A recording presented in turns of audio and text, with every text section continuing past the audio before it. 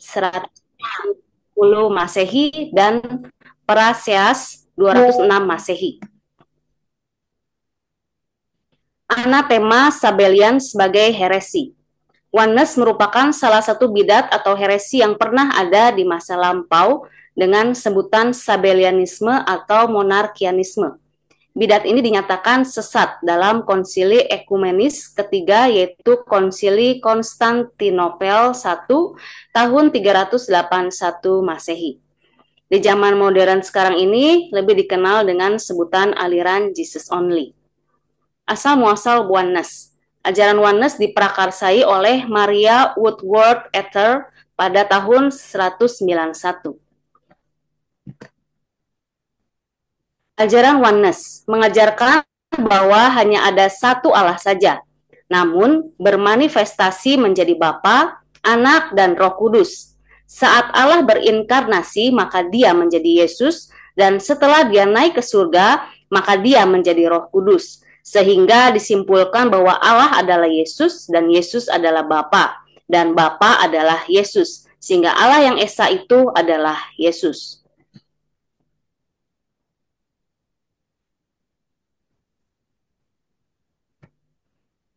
Ajaran Oneness. Oneness singkatannya disingkat OP ya. OP berkiblat pada ajaran Sabellianisme atau modalisme. Monarkianisme yang percaya bahwa Allah adalah satu pribadi yang menyatakan diri dalam tiga peran yang berbeda. Bapa, Anak, dan Roh Kudus hanya sebutan yang berbeda untuk pribadi yang sama. Kesimpulan ajaran Oneness atau kesatuan, keyakinan inti. Allah adalah satu entitas tunggal yang memanifestasikan diri dalam tiga mode, Bapa, Putra, dan Roh Kudus. Poin utama, hanya ada satu Allah, bukan tiga ilahi yang terpisah, atau triteisme. Istilah Bapa, Putra, dan Roh Kudus adalah nama atau gelar yang berbeda untuk Allah yang sama. Yesus Kristus adalah Allah dalam bentuk manusia. Contoh denominasi, beberapa denominasi dalam tubuh gereja Pentakosta karismatik baik di Indonesia maupun di luar negeri. Doktrin Trinity. Trinity yaitu tiga hipostasis, satu ousia, Bapa, Anak, Roh Kudus. Doktrin ini dirumuskan dalam Konsili Ekumenis Nikea tahun 325 Masehi. Bukti-bukti perjanjian baru memberikan pernyataan yang jelas bahwa Bapa, Anak, dan Roh Kudus adalah Allah itu sendiri. Ajaran Tritunggal tidak kontradiksi dengan ajaran monoteisme Taurat, bahkan menjelaskan lebih detail tentang monoteisme Taurat. Tuhan Yesus dan para rasul mengajarkan doktrin Trinitas. Bisa dilihat pada Matius 28 ayat 19 dan 1 Yohanes 5 ayat 7. Ajaran Trinitas oleh Bapak-Bapak Gereja Prakonsili Nikea. Santo Ignatius, Uskup Antioquia 50-117, jemaat bagaikan batu yang disusun untuk membangun bait Allah, Sang Bapa yang diangkat oleh Yesus Kristus dan oleh Roh Kudus. Santo Polikarpus, Uskup Smyrna 69-155. Aku memuji Engkau Allah Sang Bapa, aku memuliakan Engkau melalui Imam Agung yang ilahi Yesus Kristus Putramu yang kekasih. Melalui Dia dan bersama Dia dan Roh Kudus kemuliaan bagimu sekarang dan sepanjang segala abad. Amin. Santo Irenaeus, Uskup Antioquia 115-202. Sebab bersama Dia Allah Sang Bapa selalu hadir, sabda dan kebijaksanaannya, yaitu Putranya dan Roh Kudusnya yang dengannya dan di dalamnya. Keesaan Allah dalam Trinitas. Allah adalah Sang Bapa di Efesus 4 ayat 6, satu Allah dan Bapa dari semua dan oleh semua dan di dalam semua. Allah disebut Bapa merupakan wujud keesaan dan sumber dari firman-Nya dan Roh-Nya. Yohanes 8 ayat 42 dan Yohanes 15 ayat 26. Anak Allah dalam Trinitas. Yesus adalah anak Allah, homoousios. Lukas 22 ayat 70-71. Kata mereka semua, "Kalau begitu engkau ini anak Allah?" Jawab Yesus, "Kamu sendiri mengatakan bahwa akulah anak Allah." Lalu kata mereka, "Untuk apa kita perlu kesaksian lagi? Kita ini telah mendengarnya dari mulutnya sendiri." Anak Allah dalam Trinitas. Kata anak Allah atau huios tou theo bermakna bahwa Yesus dilahirkan dari Allah Sang Bapa, sehingga dia juga adalah Allah yang memiliki esensi yang sama dengan Allah Sang Bapa. Yesus anak Allah tercatat dalam rumusan pengakuan iman Nikea dengan pengakuan kami percaya kepada Tuhan yang Esa, Yesus Kristus anak Allah yang tunggal yang lahir dari Sang Bapa sebelum segala masa. Anak Allah merupakan gelar untuk firman Allah. Roh Kudus dalam Trinitas. Roh Kudus adalah Allah, Kisah 5 ayat 3-4, dan Mazmur 139 menunjukkan sifat kepribadiannya yang seperti Allah. Ketiganya disatukan secara sama dan rata namun berbeda. Matius 29 ayat 19, 2 Korintus 13 ayat 13. Roh Allah dalam Trinitas. Roh Allah adalah roh milik Allah. Dia ada di dalam diri Allah yang disebut juga dengan roh kebenaran, roh kudus, roh penghibur. Yohanes 15 ayat 26. Jikalau penghibur yang akan kuutus dari Bapa datang, yaitu roh kebenaran yang keluar dari Bapa, ia akan bersaksi tentang aku. Kesimpulan Trinity, keyakinan inti yaitu Trinitarian adalah percaya pada Allah yang Esa, 3 hipostasis atau pribadi, dan 1 ousia esensi. Ketiga pribadi Tritunggal bukanlah sekedar nama atau mode yang berbeda. Setiap hipostasis atau pribadi adalah Allah sepenuhnya karena satu esensi. Firman disebut Allah dan Roh Allah disebut Allah karena keduanya ada dalam Allah. Contoh denominasi mayoritas aliran Kristen di seluruh dunia, Ortodoks, Katolik, dan Protestan. Secara rangkuman dapat dilihat fitur hakikat Allah menurut ajaran Oneness, satu entitas dengan 3 manifestasi, sedangkan ajaran Tritunggal 3 pribadi berbeda dalam satu esensi. Fitur Yesus Kristus, ajaran Oneness, Allah dalam bentuk manusia, sedangkan ajaran Tritunggal sepenuhnya manusia dan sepenuhnya Allah.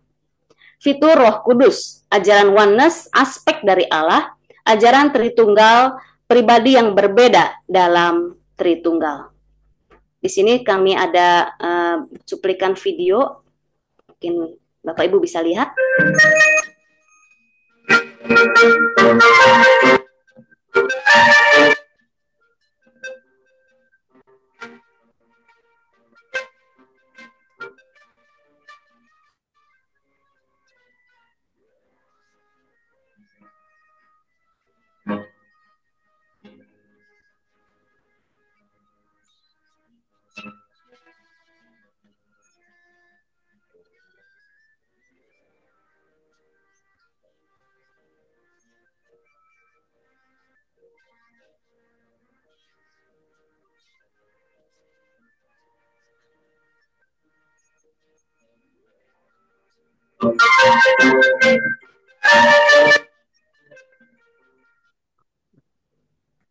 Oke, jadi itu rangkuman dari Oneness dan Tritunggal. Untuk selanjutnya, Pak, yang penggambaran Allah Tritunggal ya, Pak? Iya. Yang sempurna gimana? Ini. Salah. Terus dulu ya.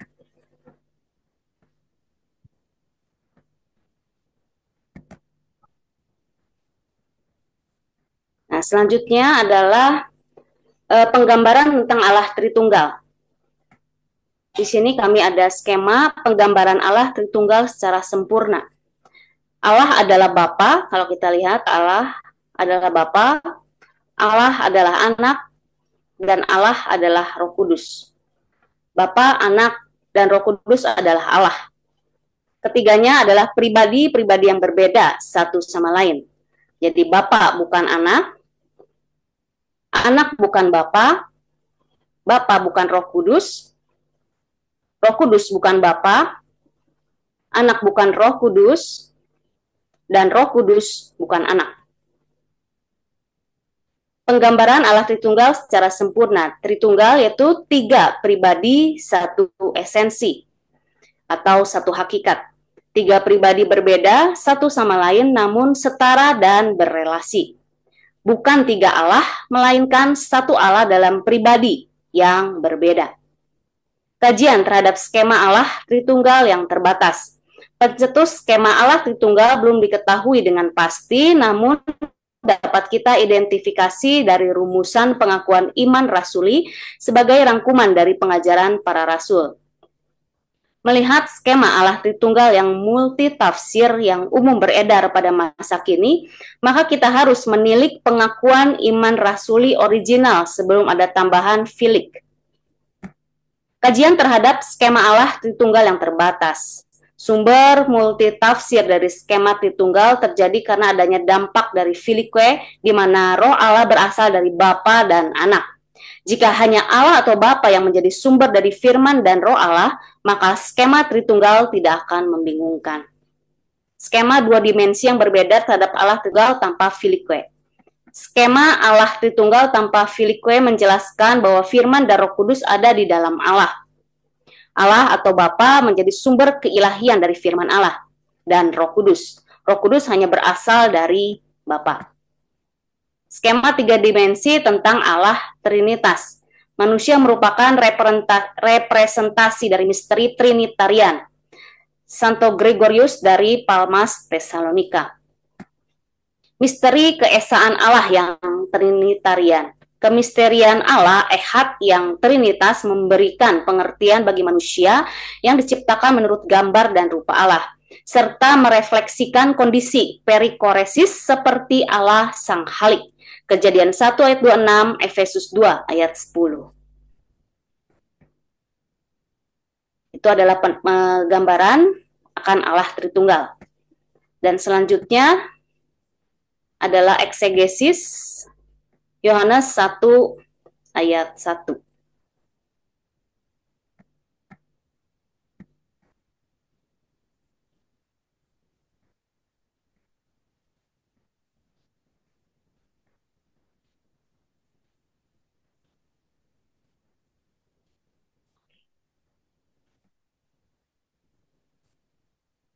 Nah, ini dia. Sebentar ya, Pak.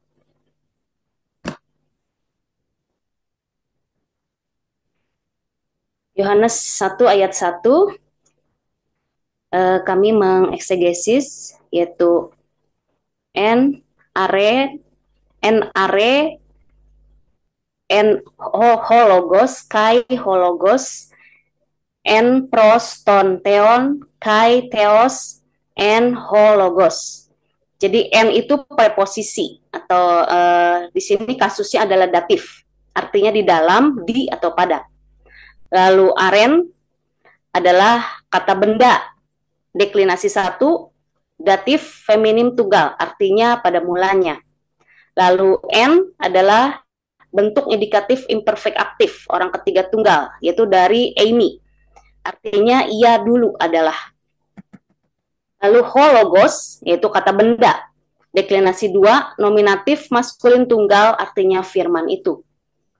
Kai adalah konjungsi dan artinya.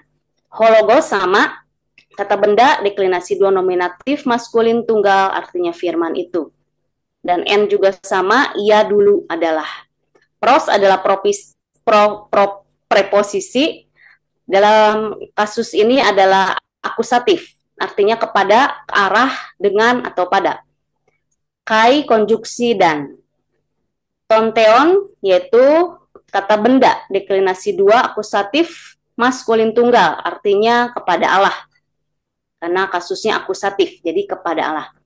Lalu theos adalah kata benda, deklinasi 2, nominatif, maskulin tunggal, artinya Allah itu. N sama dari Amy, artinya ia dulu adalah. Dan hologos itu adalah firman Tuhan. Jadi terjemahannya adalah, kalau menurut eksegesis, pada mulanya ia dulu adalah firman. Dan firman itu dulu ia kepada Allah, dan Allah dulu adalah firman itu. Demikian Pak. Mungkin ada tambahan. Oke, langsung kita respon ya. Ya, terima kasih, langsung saya respon ya. Nah, Oke, Pak.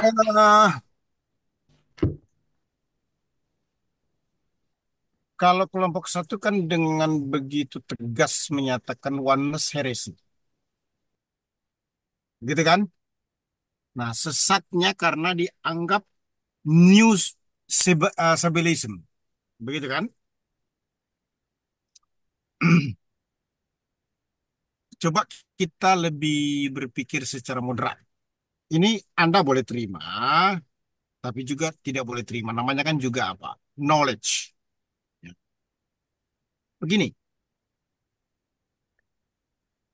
mungkin nggak orang sesat tuh masuk surga kalau dia berada dalam kesesatannya selalu. Dia bertobat bisa, Pak. Oke. Apakah oneness itu tidak born again?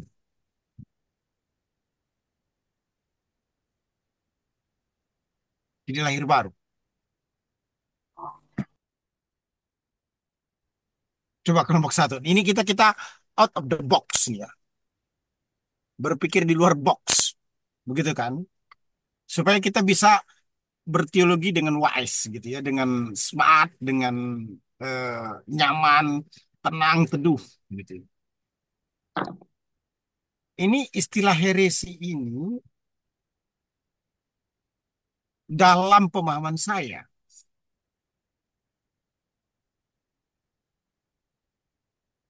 dikualifikasikan orang yang tidak born again, orang yang menolak kebenaran Allah secara utuh,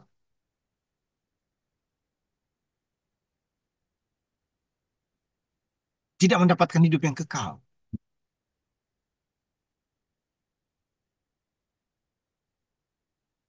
Gimana? Komentar teman-teman juga.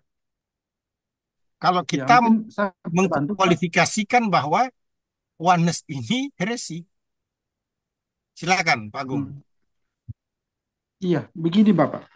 Em, Sepengetahuan saya dengan mempelajari heresi, bahwa seperti apa yang Rasul Paulus katakan, bahwa jika ada Injil yang lain, bahkan malaikat yang mengajarkan Injil yang lain, itu dikatakan apa, terkutuklah dia.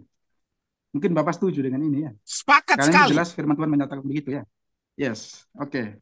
Nah, jika jika kita melihat menelaah bahwa pandangan tentang Sabellianisme itu jelas tidak sesuai dengan ajaran para rasul. Berarti itu adalah sebuah ajaran asing. Oke. Terus. Menarik nih. Oke. Terus. Nah, ketika ketika kita mengetahui itu adalah ajaran asing, maka kita harus taat dong dengan Rasul Paulus mengatakan bahwa terkutuklah dia. Oke, terus. Bagaimana menurut Bapak? Ya. Nah, Jadi kami menyimpulkan begini, Bapak. Jadi kami simpulkan begini, bahwa Rasul Paulus dan para rasul mengajarkan bahwa jika ada berita asing yang tidak sesuai dengan ajaran para rasul, dalam hal ini adalah diteruskan oleh bapak-bapak gereja dalam konsili, tentu itu adalah ajaran yang terkutuk dan tidak patut untuk kita mengikutinya, seperti itu Bapak. Nah, tentang born again, tentang lahir baru, ini harus kita kaji lebih dalam lagi. Ini lahir baru menurut tafsiran siapa dulu? Kan begitu. Lahir baru mungkin menurut karismatik adalah sebuah pengalaman, ya kan? Pengalaman tentang kehidupan, bahwa dia terinspirasi oleh Roh Kudus, kemudian dia menyadari kesalahan, bah itu dikatakan bisa lahir baru. Tapi secara implisit dalam Alkitab, kata lahir baru itu tidak ada, ya toh? Kata lahir baru dalam oke. Alkitab itu tidak ada. Tapi dilahirkan oleh air dan roh, nah itu ada. Nah, dalam hal ini pun itu juga ditafsirkan yang berbeda oleh aliran-aliran Kristen yang lain. Kalau dalam pandangan bapak-bapak gereja, lahir baru itu adalah baptisan. Tapi bagi aliran yang lain, belum tentu itu adalah baptisan. Nah, ini sebuah apa namanya penafsiran yang berbeda tentang dalam tanda kutip kelahiran baru seseorang. Nah, di sini yang kita maksudkan adalah tentang pengajaran itu, apakah ajaran itu selaras dengan ajaran para rasul atau tidak. Karena jika pengajaran asing itu berbeda dengan ajaran para rasul, tentu kita harus menarik garis demarkasi, Bapak. Kita harus menarik garis demarkasi bahwa Antara hitam dengan putih itu harus ada. Begitu. Nah, ketika kita mengetahui tentang ajaran para rasul, maka kita bisa tahu jelas, kita tahu persis mana ajaran yang benar dan mana ajaran yang asing. Dan ini tidak membingungkan bagi gereja. Nah, kesalahan gereja saat ini adalah dalam tanda kutip permisif dengan penafsiran-penafsiran liar. Nah, ini Bapak. Penafsiran-penafsiran liar di mana hal itu membuat gereja semakin kacau di dalam teologinya. Jadi yang kita titik beratkan di sini adalah ajarannya, bukan masalah lahir barunya. Begitu. Mungkin ada yang lain dari tambahan dari kawan-kawan. Ya, silakan teman-teman, silakan, silakan. Ini kan discuss ya. Iya. Silakan. Dari saya Mari sedikit, Pak. respon teman-teman lain. Eh, Tadi kan sudah dijelaskan tentang Wanes ya, tentang Wanes dengan kelompok satu dan sudah begitu jelas. Dan seperti kata Pak dosen tadi, apakah sepenuhnya kita bisa berkata bahwa itu heresi? Sementara kalau kita tahu juga bahwa Katolik juga menganggap Protestan itu heresi melalui apa yang diberikan oleh Martin Luther. Nah, kalau kata Pak Luther bahwa heresi itu tadi kalau nggak salah Pak ya, orang yang menolak tentang Allah sepenuhnya itu gitu Pak ya. Gimana tadi Pak? Tidak mempercayai tentang Allah gitu dalam ajarannya, sesat seperti itu. Eh, Makanya kalau kita melihat bahwa Wanis itu menjadi heresi atau tidak, kita memang harus membahas lebih dalam lagi tentang pemahaman Wanes atau yang kita kenal dengan Wanes Pentecostalism ya. Bahwa ternyata Wanes bukan hanya menolak ketertunggalan, bahwa Wanes juga menekankan tentang dibaptis hanya dalam nama Yesus, dibaptis harus melalui selam, bukti orang memiliki Roh Kudus harus bisa berbahasa roh dan sebagainya. Nah, itu yang dimaksud tadi Injil lain seperti itu. Paulus tidak pernah mengajarkan tentang itu. Nah, dari segi itu nanti kita akan bisa melihat bahwa apakah Wanes ini memiliki kontribusi yang positif terhadap ajaran kekristenan sehingga tidak sepenuhnya salah seperti itu. Menurut saya seperti itu, teman-teman. Baik, terima kasih ya teman-teman ya. Begini, eh, Paul berkata dalam Galatia, jika ada seorang malaikat dari sorga atau sebutlah ada di antara kami seperti saya ini memberitakan Injil lain, tardema terkutuk. Agree. Nah, terus what is the meaning Injil lain? Itu dulu yang harus kita lihat kan. Nah, ternyata ini dimaksudkan dalam proses pembelajaran yang lalu dan sampai hari ini saya tetap mengakui, Injilannya yang dimaksudkan itu adalah salvation is faith plus something. Keselamatan itu adalah iman plus sesuatu. Bukan salvation is faith plus nothing. Rumusnya kan begitu kan? Nah, kenapa ini penting? Karena Paul mau menekankan bahwa keselamatan itu kasih karunia, kemurahan. Berkat yang Tuhan berikan kepada umat. Walaupun keselamatan itu setelah diterima terimplementasi dalam kehidupan sehari-hari. Jadi Injil lain itu adalah Injil yang menekankan Yesus plus. Nah, kalau ini doktrin yang nggak bisa ditawar.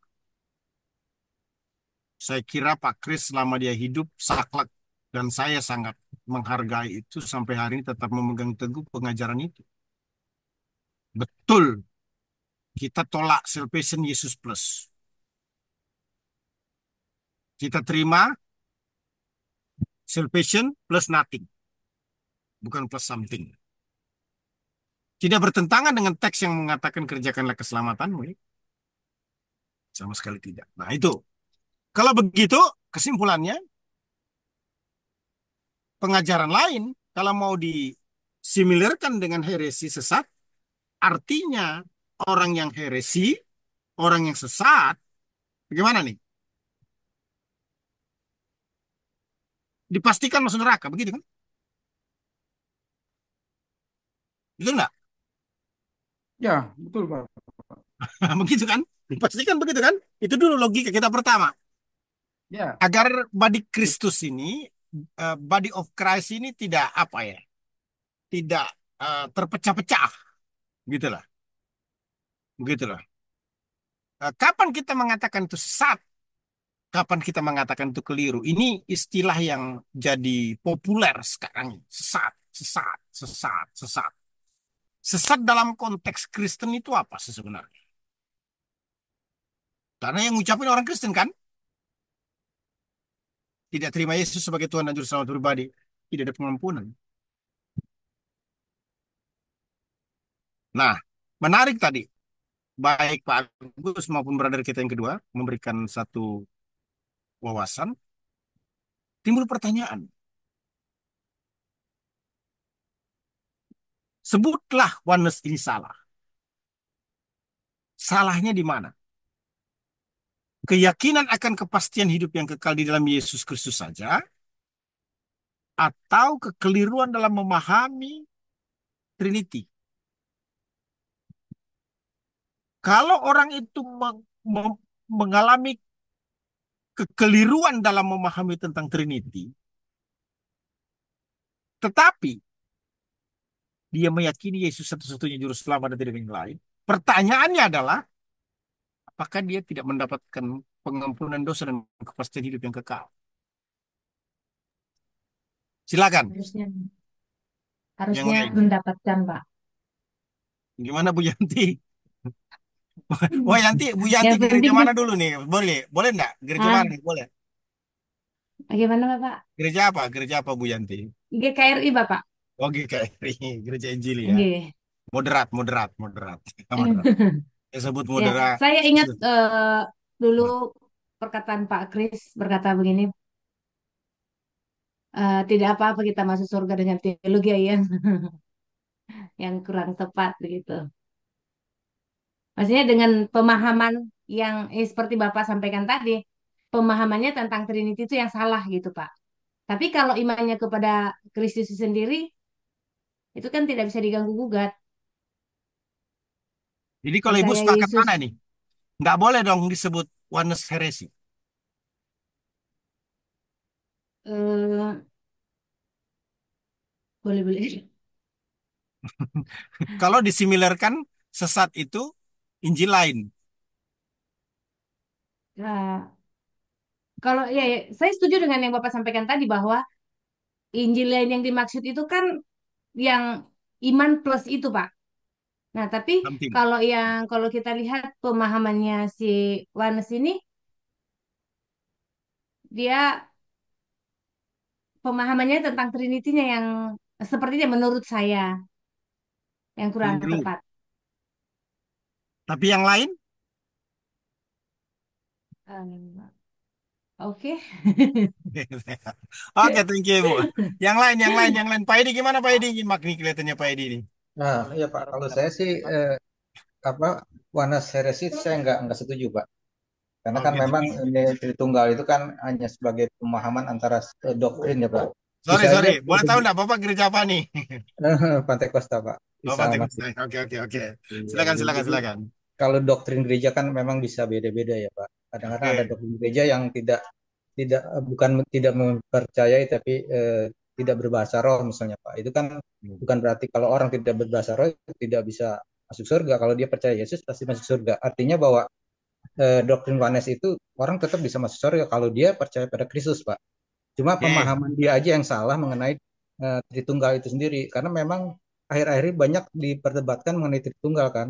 Banyak yang mereka apakah Tritunggal itu hanya kadang-kadang ada yang hanya dua Pak.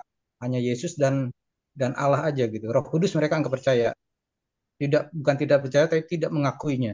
Nah, itu kan bukan berarti mereka itu apa tidak masuk surga. Tetap mereka kalau percaya pada Kristus karena masuk surga itu kan anugerah daripada Tuhan. Jadi saya nggak pendapat Pak, dengan yang heresi tadi, Wanes itu. Oke, satu lagi. Pak Jesse, Pak Jesse.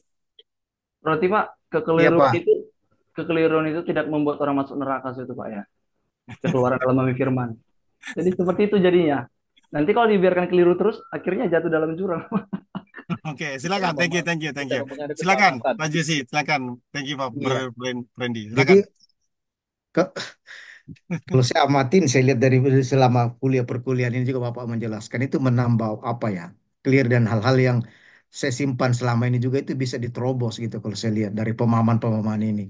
Jadi ini kan persoalan berteologi, siapa saja boleh berteologi. Nah kita ini sedang berteologi di sini, artinya Oke. pemahaman kita lebih luas. Jadi kita nggak bisa, jadi dulu saya juga seperti sebelum ini Pak ya, saya plot-plot sudah seperti itu.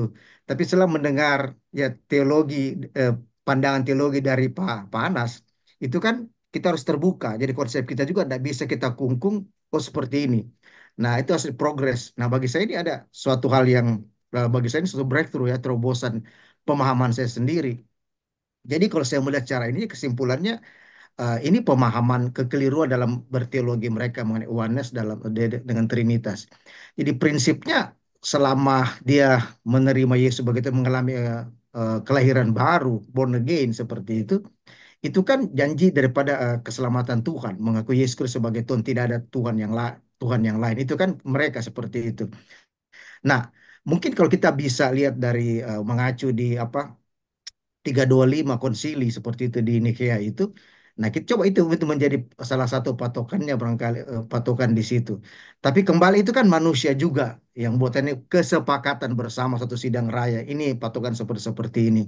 Nah, mungkin orang terpatok di situ, tapi tergantung kembali pemahaman pemahaman dia. Jadi kalau mengenai perbedaan teologi, ini kita bisa maklumi karena kita juga masih masih manusia. Tetapi konsep keselamatan itu sendiri, kalau Tuhan sudah tulis harga matinya seperti itu, yang penting dia tidak eh, Injil itu plus plus, jadi tidak ditambah-tambahin lagi. Itu maksud Paulus, maka sia-sia kematian Kristus. Tapi selama dia percaya dan dia mengalami kelahiran baru dengan pemahaman teologi yang berbeda, teologi orang bisa bisa berubah.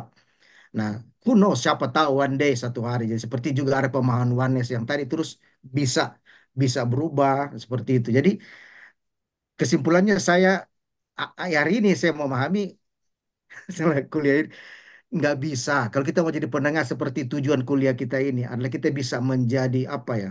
eh, benang-benang yang ini bisa ini itu saya rasa itu bagus sekali. Jadi tidak cepat untuk judging untuk menghakimi bahwa oh ini heresi seperti ini. Tapi coba kita lihat dari pemahaman yang sama, bukan yang berbedanya seperti itu. Yang esensinya apa sih sebenarnya mengenai keselamatan itu sendiri? Apa karena kekeliruan teologi atau memang satu hal yang esensi mengenai ketuhanan Yesus Kristus? Itu dari saya, Pak. Oke. Jadi silakan bolanya terus seperti salju gitu ya. Bola salju lah ya. Makanya kan di awal perkuliahan kemarin saya bilang tolong disimpan dulu konsep-konsepnya, kemudian dengarkan saya nyampaikan. Setelah itu ambil lagi konsep yang sudah disimpan tadi, kemudian dipikir-pikir. Nah, kalau kita mengacu Galatia tadi, maka yang disebut dengan Injil lain itu 100% go to hell. Ya, itu pasti Bisa masuk saya tambahkan neraka. sedikit, Pak? Ya, silakan, silakan, Bisa silakan. saya tambahkan, Pak? Hmm. Baik. Saya buka di dalam surat Filipi pasal 38, Bapak. Di situ dikatakan begini, malahan segala sesuatu kuanggap rugi karena pengenalan akan Kristus. Ini jelas Rasul Paulus mengatakan bahwa segala sesuatu dianggap rugi karena pengenalan akan Kristus. Di sini yang dimaksud pasti adalah hukum Taurat ya, tentang yang dulu. Dan Kristus Yesus Tuhanku lebih mulia daripada semuanya. Jadi kita berbicara tentang oneness. Apakah ajaran oneness ini mengenal Yesus seperti Paulus mengenal Yesus? Ini harus kita cermati ya. Apakah ajaran oneness ini memiliki pemikiran yang sama seperti halnya Rasul Paulus mengatakan mengenal Kristus. Jadi ketika bapak-bapak gereja bersidang memberikan sebuah anatema terhadap ajaran Sabelian yang sekarang disebut oneness, tentu memiliki dasar-dasar daripada ajaran para rasul. Ini menjadi sebuah acuan yang pokok dan tidak bisa ditawar. Bahwa sesuatu disebut sesat, sesuatu disebut heresi, itu karena tidak sesuai dengan ajaran para rasul. Surat Yudas pasal 1 ayat 17 itu berkata bahwa ingatlah saudara-saudaraku akan apa yang dikatakan oleh rasul-rasul Tuhan kita. Jadi judging terhadap ajaran sesat itu adalah ajarannya yang sesat. Betul ya? Pasti setuju dong. Ajarannya yang sesat. Bagaimana dengan orangnya? Tentu kita berdoa supaya dia bertobat. Kan begitu.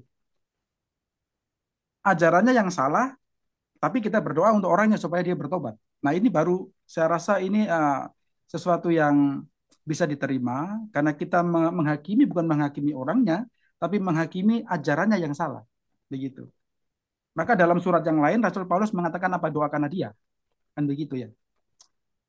Maka dari itu tentang ajaran heresi atau kalau dalam pandangan bapak-bapak gereja itu adalah ajaran yang ortodoks dan heterodoks. Ajaran yang ortodoks itu ajaran yang lurus yang diwariskan oleh para rasul, dan heterodoks itu adalah ajaran yang berbagai macam penafsiran yang tidak berasal dari para rasul. Nah, ini menjadi sebuah patokan untuk kita mengetahui ajaran itu sesat atau tidak. Begitu. Nah, kalau tentang orangnya, personnya, kita tentunya berdoa. Tidak boleh kita memusuhi orangnya. Tidak bisa. Ya, karena Tuhan berkata kita harus mengasihi, kan begitu. Tapi ajaran yang salah ini yang kita harus luruskan. Seperti itu, Bapak. Oke, mungkin ada tambahan lagi dari kawan-kawan. Dari saya Ya, satu lagi, Pak. silakan. Pak. Eh, Menarik bahwa seperti yang dikatakan oleh Pak Agung tadi bahwa ajaran Oneness yang dikenal dengan di abad mula-mula Sabellius dan di abad tahun 1913 dengan pencetusnya itu kan bisa dikatakan keliru ya tentang memahami tentang Allah Tritunggal ya. Kalau kita bisa nanti kita gali dasar mereka itu kan salah satu tokoh dari itu kan berkata bahwa kata Yunani dalam Matius 28 ayat 19 kata nama toonoma itu kan dalam bentuk tunggal. Jadi dia berkata bahwa karena toonoma kata nem dalam bentuk tunggal artinya Bapa, Putra, dan Roh Kudus itu punya satu nama yang tunggal, yaitu mereka ambil nanti dalam Kisah Rasul 4 ayat 12, Yesus. Jadi mereka beranggapan bahwa Bapa, Putra, dan Roh Kudus adalah gelar daripada Yesus. Nah, itu akan menjadi keliru ketika Yesus berdoa di Taman Getsemani. Masa Yesus berdoa kepada dirinya sendiri? Nah, itu akan menjadi hal yang membingungkan dalam memahami tentang Allah. Nah, makanya saya katakan tadi, Wanis ini sudah jauh dalam memahami tentang Allah dengan dia menolak bahwa ada pribadi yang berbeda dalam keesaan Allah. Ada Bapa, Putra, dan pribadi yang berbeda. Dia berkata bahwa dalam bahasa Yunani tadi sudah disampaikan bahwa toonoma kata tunggal dalam hal itu mengacu kepada Yesus. Artinya Bapa, Putra, dan Roh Kudus adalah manifestasi daripada Yesus. Nah, jadi oneness ini bukan hanya ditolak atau melanggar atau bisa dikatakan menjadi musuh para rasul atau para bapak gereja pada saat itu. Bahkan oneness sudah melangkahi apa yang diperintahkan oleh Yesus dalam amanat agung. Baptislah mereka dalam nama Allah Bapa, Putra, dan Roh Kudus. Ya, jadi itu sudah menurut saya sudah melangkahi apa yang Yesus katakan. Dan Paulus tidak pernah mengajarkan dalam yang saya tahu, Paulus tidak pernah membaptis hanya dalam nama Yesus. Dia selalu memakai kata Bapa, kata Putra, dan Roh Kudus. Dia selalu mengganti-ganti dalam kitabnya. Dan dia selalu memperkenalkan tentang ketritunggalan Allah. Makanya kalau kata Pak Agung tadi, apakah oneness itu sama dengan ajaran Paulus? Tentu jauh sekali, Pak. Terima kasih, Pak. Ya, saya boleh sedikit menambahkan, Pak? Ya, silakan. Ya, Seru. saya eh saya kurang gitu tahu karena saya bukan latar belakang teologi ya, S1 saya. Tapi saya punya teman yang saat ini ada di gereja yang cukup besar, yang memang gembalanya itu menganut konsep oneness.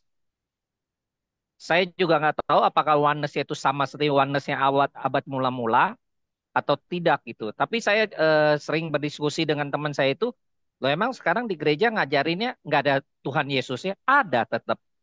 Mereka tetap menganut bahwa ada Allah Bapa, Allah Putra, ada Allah Roh Kudus gitu loh. Jadi kalau misalkan kita begitu cepatnya misalkan menjudge bahwa ini ajaran sesat oneness ini, mungkin kalau dilihat beberapa waktu yang lalu juga ada yang cukup viral juga mengenai Kristen progresif. Itu kan sempat viral juga. Dan kalau orang-orang yang menganut Kristen progresif langsung dijudging, ini sesat, masuk masuk neraka.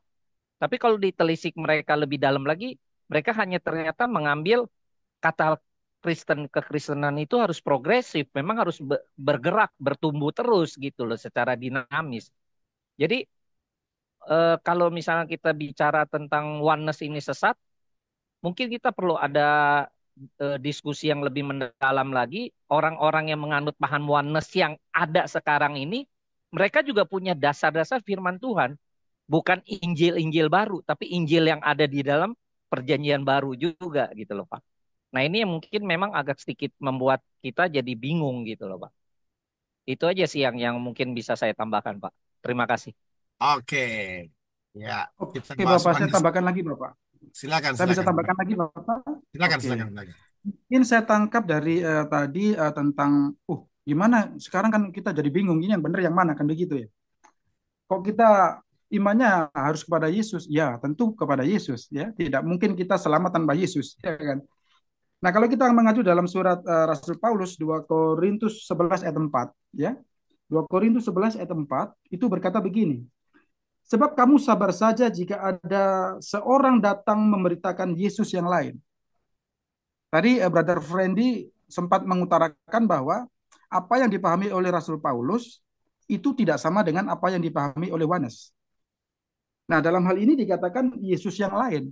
Berarti Yesus yang diajarkan Paulus beda dengan Yesus yang diajarkan oleh Yohanes dalam pengajaran Yohanes. Ini sepertinya kita harus lebih strict ya. Kita harus bisa memberikan sebuah batasan mana yang salah dan mana yang benar ya. Kalau dalam Taurat itu dikatakan apa? Aku perhadapkan kepada kamu antara kehidupan dan kematian, antara berkat dan kutuk. Nah, begitu juga dengan pengajaran para rasul.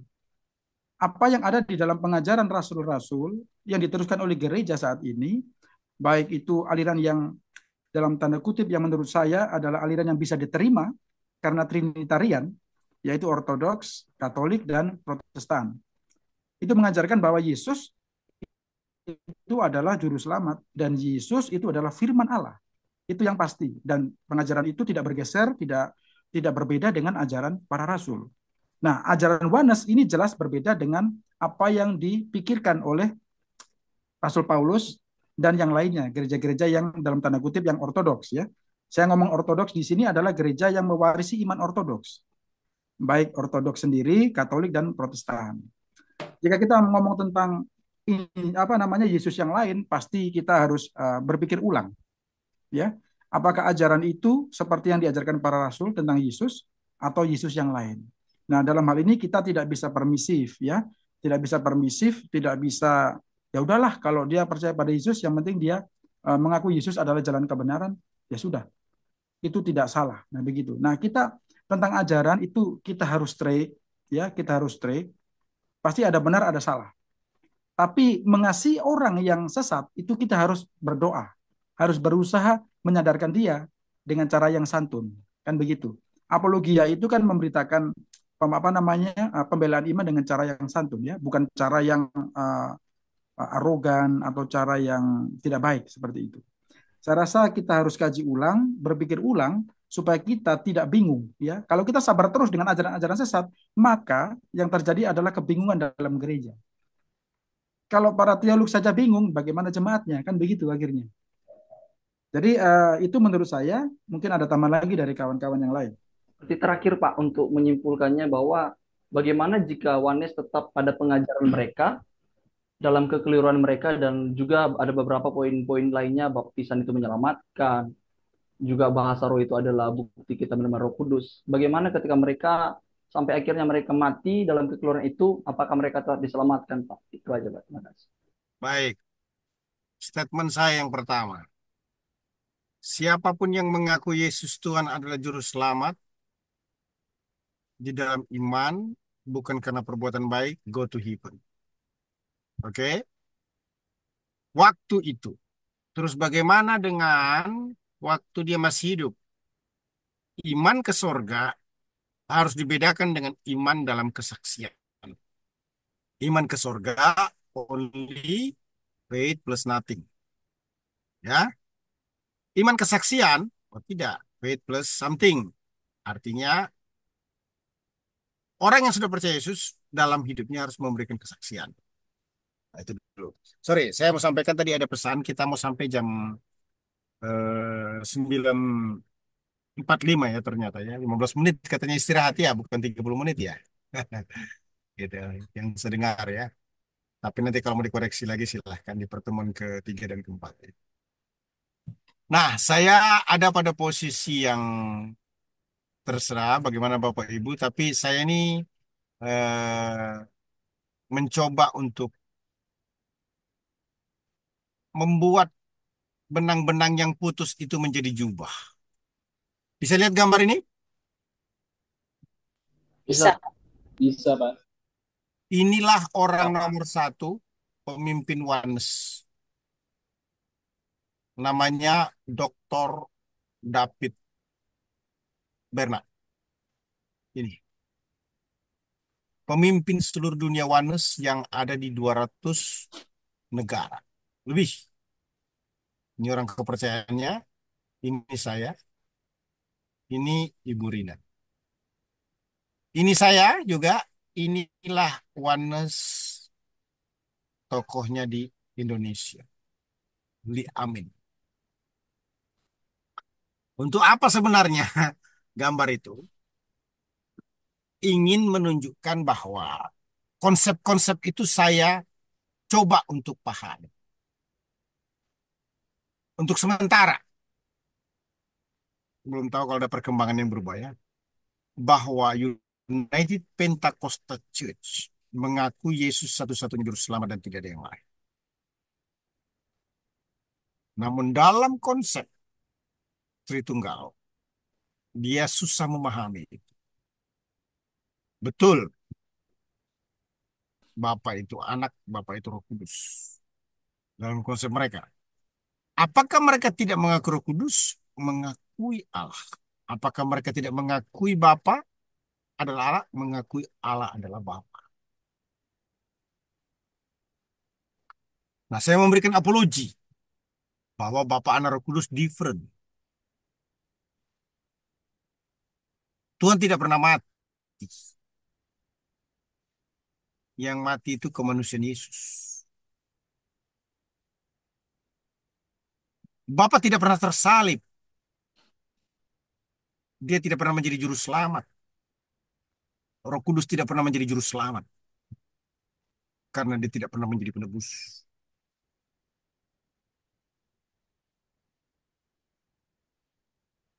Bapa tidak pernah tersalib. Itulah keunikan daripada iman Kristen. Nah, Roh Kudus yang keluar dari Bapa dalam Injil Yohanes dari kata para itu tidak bisa diterjemahkan hanya keluar, tapi juga bisa diterjemahkan beside. Artinya di samping Bapa. Dengan demikian, kita melihat itu adalah kesejajaran. Tidak bermakna Roh Kudus keluar dari Bapa. Dilahirkan oleh Bapa. Tapi dia berada di samping Bapa. Yesus berbeda dengan Roh Kudus karena dia berkata, yang lain. Yang lain saya sudah lupa naskah aslinya itu apa ya. Aleos atau apa gitu ya.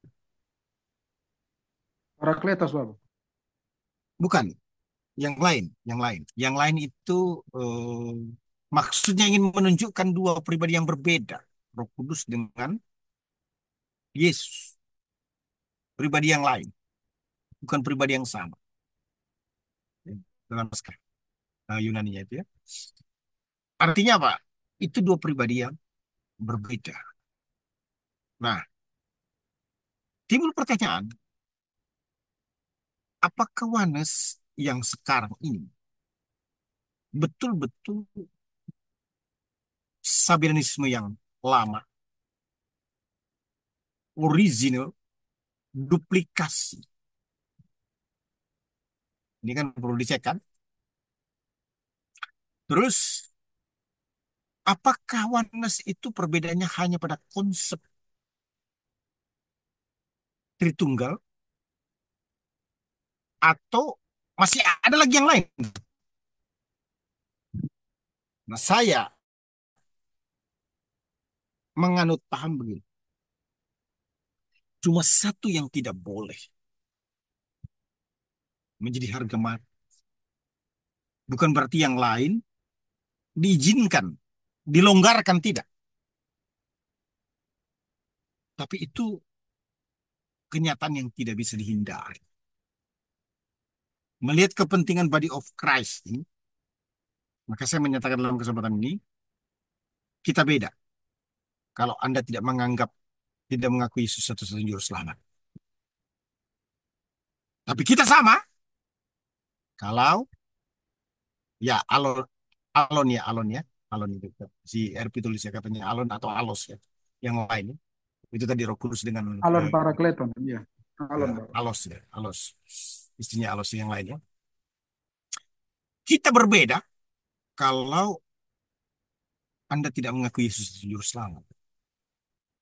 Tapi kita sama kalau Anda mengakui Yesus sebagai juru selamat. Nah, saya tidak menganggap bahwa hal-hal yang lain itu tidak penting.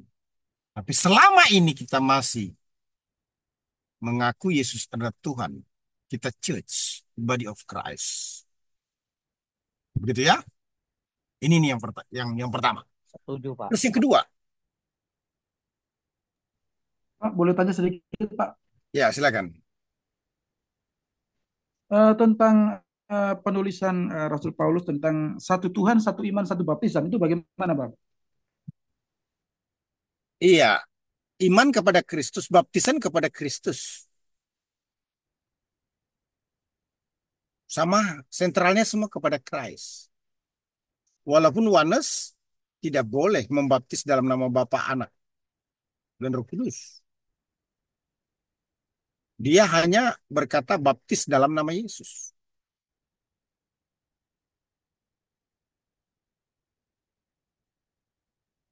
Yang paling signifikan menurut saya yang menjadi harga mati adalah tidak boleh mengakui selain Yesus satu-satunya juru selamat. Selama kita masih mengakui Yesus satu-satunya juru selamat, we abide Christ. Pemahaman tentang Holy Spirit mungkin berbeda. Pemahaman tentang liturgi mungkin berbeda. Ya, kenapa? Karena penginjilan nanti dibangun dari konsep kepastian keselamatan. Yesus satu-satunya juru selamat. Nah, masih banyak. Bukan berarti Anda boleh sepakat, boleh tidak sepakat dengan saya. Ini kan namanya juga pencerahan. Saya tidak berkata membela kelompok komunitas Oneness ini.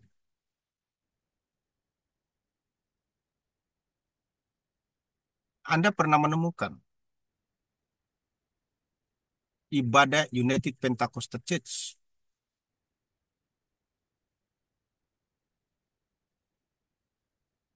lebih baik penampilannya dibanding dengan gereja karismatik?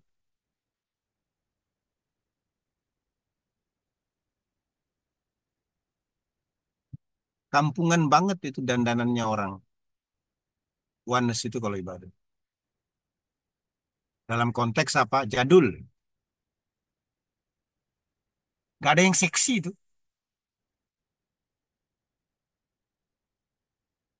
Cirinya mereka ibadah apa?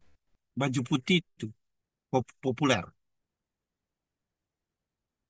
Dan Anda tahu, ketika mereka ngomong brother, itu bukan bro dalam pengertian yang simpel.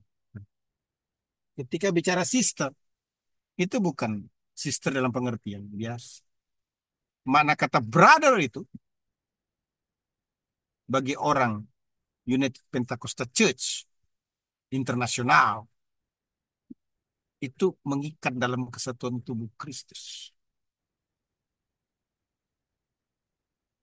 Betul-betul kita ini unik. Personal holiness-nya hebat. Health people caring-nya hebat.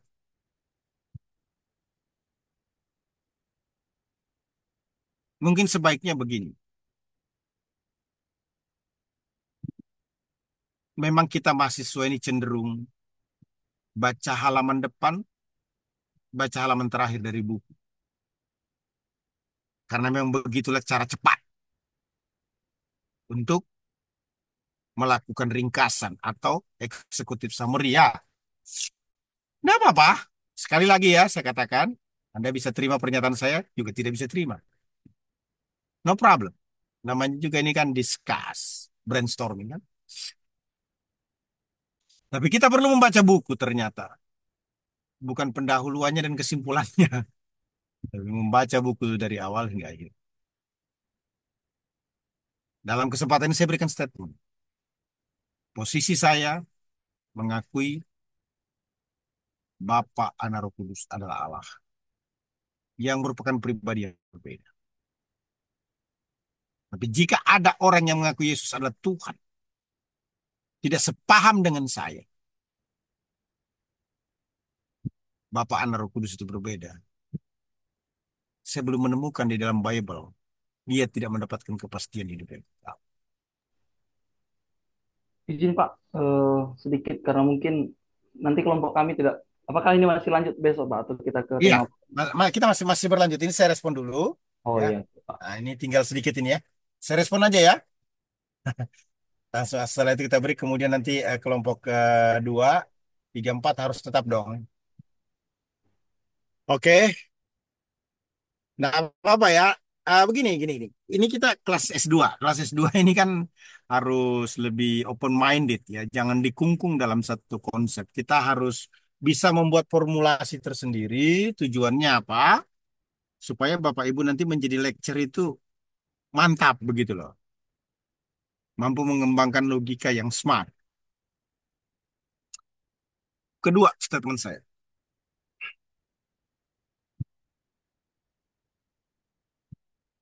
Tidak bisa memberikan rumusan yang sempurna tentang Trinitas ini.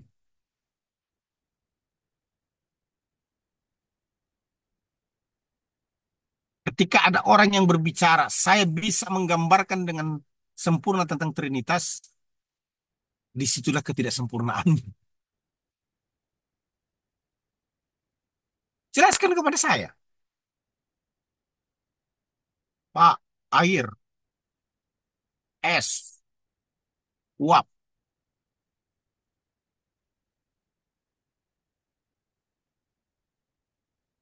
Itu sama, Pak.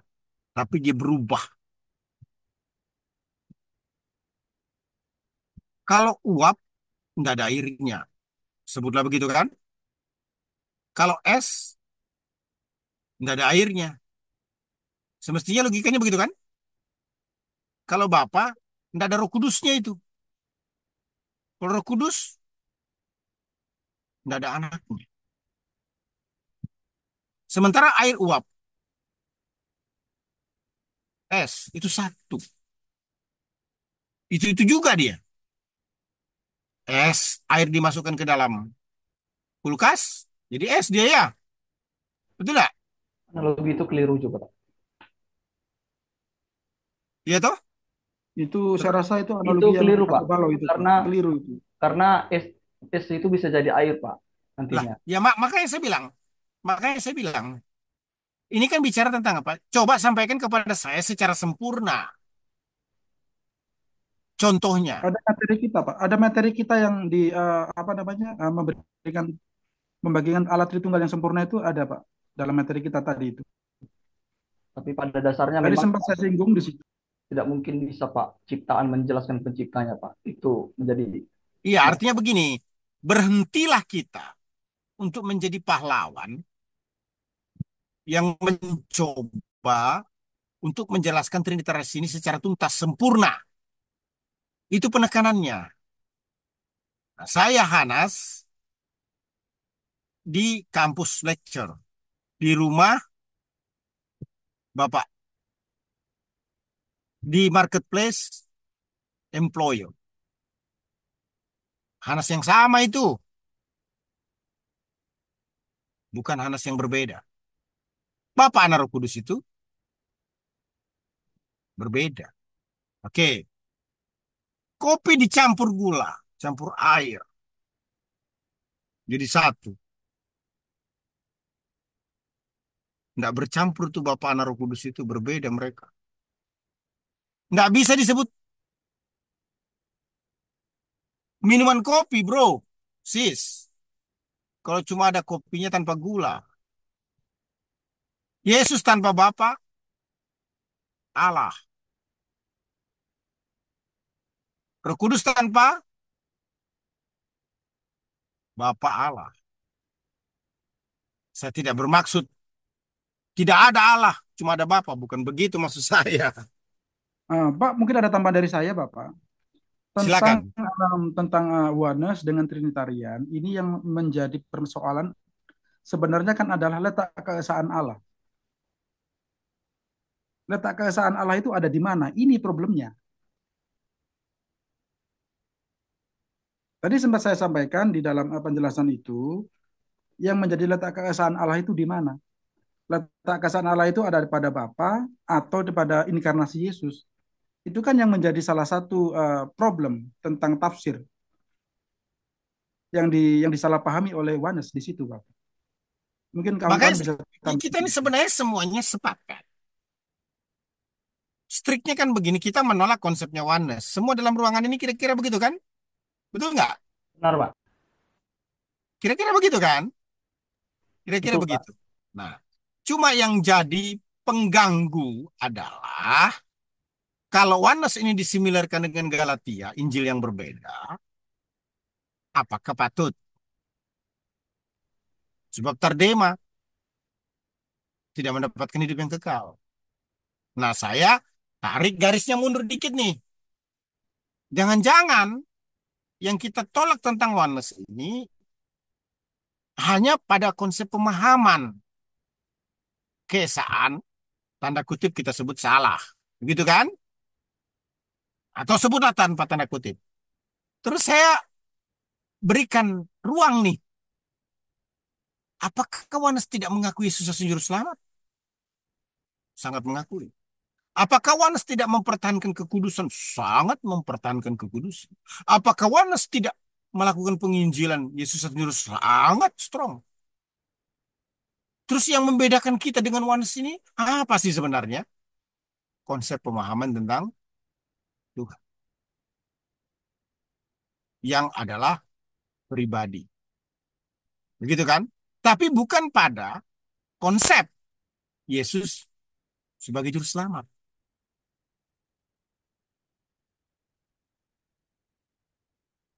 Begitulah.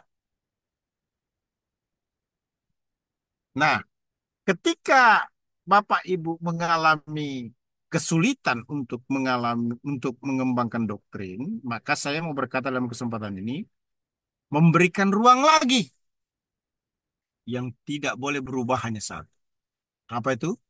Yesus satu-satunya juru selamat. Mau persepuluhan tidak persepuluhan, mau tepuk tangan tidak tepuk tangan, mau bahasa roh tidak bahasa roh. Ini saya tidak longgarkan remehkan. Sekunderi. Begitulah. Ya, Saya Pak, lebih saya kepada apa? setuju. Kepentingan primerinya. Ya, saya setuju, Pak. Kalau Bapak bilang tentang doktrin yang secondary itu tidak bermasalah, saya setuju. Saya sangat setuju itu. Namun tentang doktrin yang primer tentang Tritunggal, tentang inkarnasi Yesus, nah ini kan sebuah apa doktrin primer. Nah ini yang mungkin Bapak perlu jelaskan bagaimana kita menyikapi hal ini Iya, kepada teman-teman Yohanes Wanes, itu gitu. mengakui Allah menjadi manusia di dalam tubuh Yesus Kristus. Cuma, yaitu tadi, dia menganggap Bapa dan Roh Kudus itu adalah pribadi yang sama. Sebutlah keterbatasan berpikir. Begitu kan? Keterbatasan dalam memahami, it's okay, no problem. Gitu ya. Apa yang tidak diakui dari ketuhanan dan kemanusiaan Yesus dari Yohanes? Yang saya tahu dari Bernard loh ya. Number one ini bro, pemimpin utama. Sekitar 5-7 tahun lalu saya ketemu. Begitu loh. Nah, kalau begitu, kembali kepada Bapak Ibu, saya tidak berani beri paksaan ini. Mau disebut sesat kawan atau tidak. Kalau sesat dimaknain dengan Galatia, cocok atau tidak? Kalau saya Pak masih mengatakan, nggak tahu ya teman-teman kalau berbeda karena kita punya persepsi. Karena dalam Yohanes 5 ayat 24 dikatakan, Yesus sendiri berkata, sesungguhnya barang siapa mendengar perkataanku dan percaya kepada Dia, arti Bapa yang mengutus aku, dia mempunyai hidup yang kekal. Artinya kalau Yohanes tidak percaya kepada Bapa adalah pribadi yang berbeda, itu menjadi kontra dengan firman, Pak. Dan juga dengan tentang baptisan yang menyelamatkan. Itu kan kontra dengan konteks bagaimana seorang penyamun yang disebut Yesus diselamatkan. Belum tentu dia dibaptis atau tidak. Jadi tidak apa-apa ya, karena ketika ada konfront itu lebih menarik pembahasannya. Karena saya melihat dalam ayat ini bahwa memang katakan percaya kepada Dia, Bapa. Artinya Yohanes tidak bisa hanya cukup percaya kepada Yesus, tapi mereka juga percaya kepada Bapa. Yohanes percaya Bapa, Iya, tapi percaya Roh Kudus. betul Pak, mereka percaya Roh Kudus tapi bukan pribadi Pak. Itu kan manifestasi Pak. Itu yang menjadi masalah. Mereka percaya Roh Kudus adalah Allah, Bapa adalah Allah, Yesus adalah Allah. Cuma pribadi yang sama. Iya, Gitu loh. itu Bukan maksud. pribadi yang berbeda. Itu saja sebenarnya. Oke, saya kira cukup ya. Terima kasih untuk kehangatannya semua bersama teman-teman. Kita ini family ya. Besok dilanjutkan Oke, Pak. kita lanjutkan besok ya. Kita berdoa. Bersyukur padamu Bapa untuk semuanya mengakhiri kelas ini. Berkati Pak Pendeta Dr. Immanuel Soekardi yang menjadi rektor kami, ketua kami di STI Jakarta, semua pimpinan segenap Sivitas Akademika, partnership, dan foundation diberkati kami semua. Dalam nama Yesus mengakhiri pertemuan ini. Amin. Ya, terima Amin. kasih ya.